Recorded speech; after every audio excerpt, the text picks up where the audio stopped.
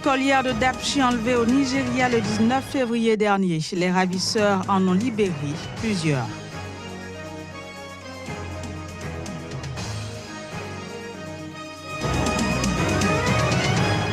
Procès du putsch manqué au Burkina Faso, les avocats de la défense dénoncent des anomalies.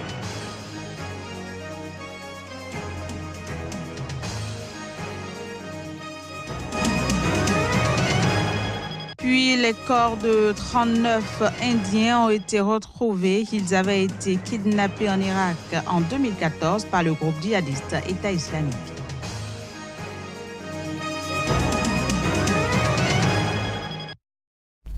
Merci de nous préférer pour vous informer. Bienvenue à toutes et à tous. Du nouveau concernant les écolières de Dapchi enlevées au Nigeria. Le gouvernement nigérien a annoncé que plusieurs d'entre elles ont été ramenées à leur école par leurs ravisseurs. Pour rappel, une centaine d'écolières ont été kidnappées le 19 février dernier par des militants islamistes de Boko Haram à Dapchi dans le nord du Nigeria. Voici les images. Plusieurs étudiantes de Dapchi ont été libérées par Boko Haram.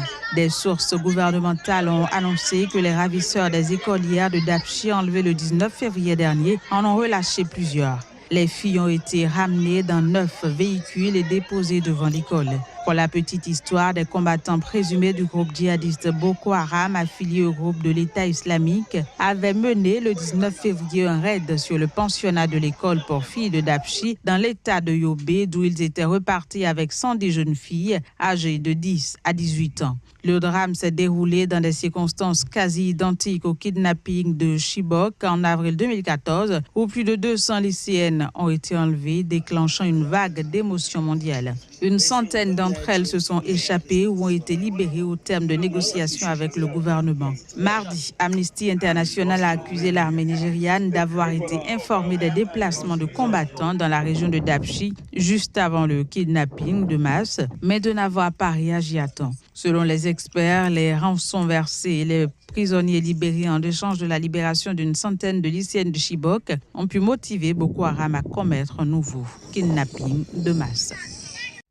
Au Burkina Faso, alors que le procès du putsch manqué reprenait ce mercredi à Ouagadougou, les avocats de la défense étaient face à la presse pour dénoncer des manquements.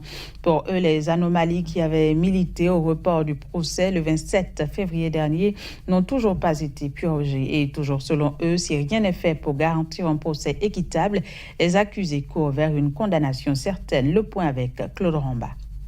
Le procès tant entendu des 84 accusés dont les généraux Gilbert Diendéré et Djibril Bassolé, soupçonnés d'être les cerveaux présumés du coup d'État manqué de septembre 2015 au Burkina Faso, reprend ce mardi et déjà des interrogations s'acheminent vers un nouveau report. Rien n'est moins sûr. Les avocats de la défense soulèvent 3 anomalies qui ne militent pas en faveur d'un jugement équitable de leurs clients. Seydou, le voici le décret, il est nommé président de la chambre de jugement. Jusque-là. Alors que la chambre de jugement n'existe plus. Maintenant, ils ont fait des citations qui les attraitent devant la juridiction existante. Mais ce qui va se poser comme problème à la prochaine audience, c'est que le décret n'a pas été repris. Le décret comporte toujours des erreurs. Vous Seydou ne peut pas venir nous dire qu'il est le président de la chambre de première instance. Il est nommé clairement ici président de la chambre de jugement. Maître Birba, avocat également de la défense, dénonce l'immixtion du gouvernement à ce procès par le fait que ce soit le ministre en charge de la justice, René Bagoro, qui ait nommé les juges en charge du procès. Pour lui, on ne peut être juge et partie. Nous pensons que c'est un boulevard pour notre condamnation, que ce soit le plaignant qui nous juge, par personne interposée. René Bagoro, il s'est constitué clairement, c'est Maître Kam qui a son conseil, comme partie civile. Donc, il a pour adversaire nos clients. Et c'est lui qui a proposé la liste qui a été signée par le président, le premier ministre, le ministre de la Défense et lui-même. Pour Maître Dieudonné Bonkungu, Maître Birba Christophe et Maître Mathieu Sommet, un certain nombre d'éléments factuels montrent que le parquet militaire ne veut pas garantir un jugement équitable et le procès aboutira à une condamnation certaine des accusés. Rappelons que 84 accusés, dont les généraux Gilbert Diendéré et Djibril Bassolé, sont poursuivis dans cette affaire pour meurtre, coups et blessures et atteinte à la sûreté de l'État. Le Niger a décidé d'interdire à ses ministres et députés de se faire soigner à l'étranger, sauf absolue nécessité. Objectif, réduire les coûts de santé de ces personnalités. C'est ce qu'a indiqué mardi le ministre de la Santé du Niger. Les détails. Cette décision prise lors d'un conseil des ministres le 16 mars vise à réduire de manière significative les coûts des évacuations sanitaires, généralement vers le Maroc, la Tunisie et la France. Dorénavant, les ministres, les députés et toute autre personnalité vont se faire soigner aux frais de l'État à l'hôpital général de référence de Niamey, un complexe hospitalier construit par la Chine, a affirmé le ministre de la Santé, Idi Iliassou, à la télévision publique. Seuls les cas ne pouvant y être traités feront l'objet d'une évacuation à l'étranger, a-t-il précisé. Selon les chiffres avancés par le ministre, les coûts de ces évacuations ont été multipliés par 10 entre 2010 et 2017, de 800 millions de francs CFA en 2010 à 10 milliards en 2017. L'hôpital de Niamey dispose d'un personnel hautement qualifié et d'un plateau technique de pointe, a assuré le ministre. Les patients visés par la mesure peuvent se faire soigner à l'étranger à leurs propres frais, a-t-il souligné. Pour s'assurer d'une meilleure application de la nouvelle mesure, les responsables de l'hôpital de référence donneront leur avis préalable sur tout dossier médical avant une évacuation à l'étranger, a expliqué le ministre. Inauguré en août 2017 par le président nigérien Mahamadou Issoufou, l'hôpital de référence de Niamey a une capacité de 500 lits et a coûté plus de 45 milliards de francs CFA. Des médecins chinois, turcs et cubains y travaillent. Pour rappel, au Niger, pays aride, plus de 2 tiers des 20 millions d'habitants vivent avec moins d'$1 par jour et sont dans l'impossibilité de s'offrir des soins adéquats. Direction le Bénin, l'homme d'affaires Sébastien Javon envisage de créer son propre parti politique.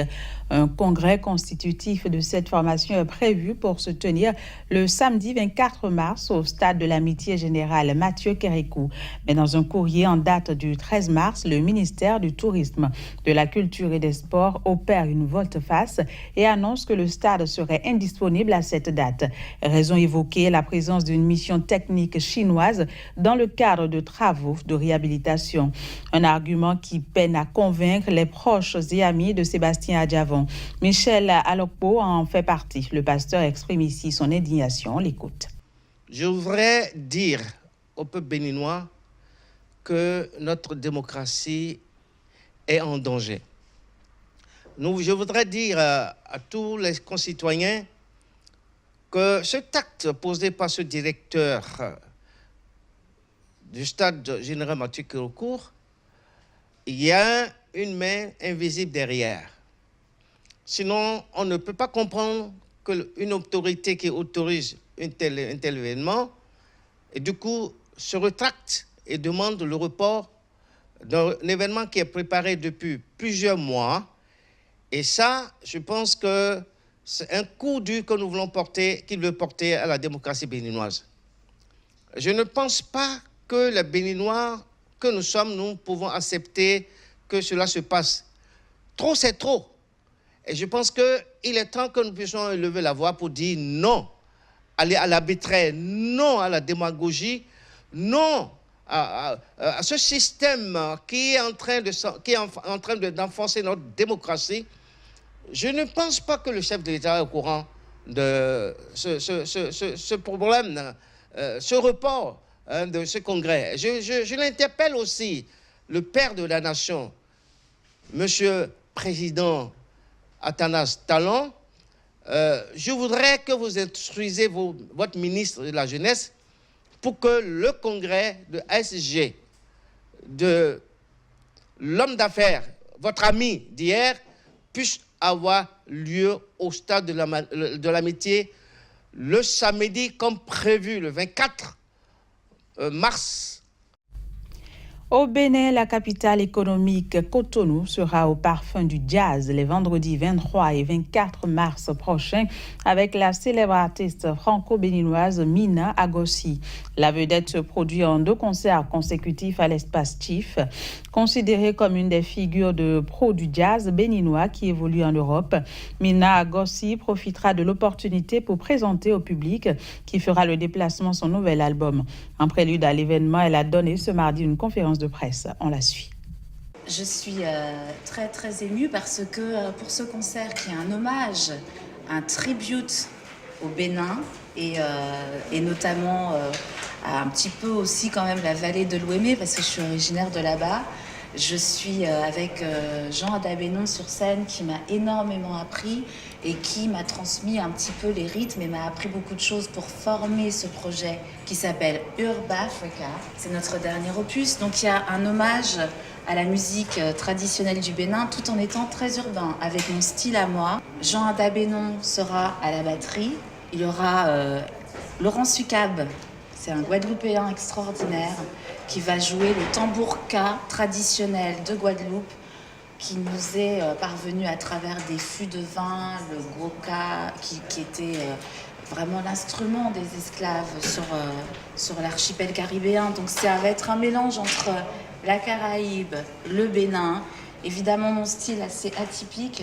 Il n'y a pas d'instrument harmonique, mais on peut faire beaucoup de choses, vous verrez, grâce à Éric Jacot, qui sera à la guitare basse et qui est juste mon alter ego depuis à peu près 15 ans. Voilà.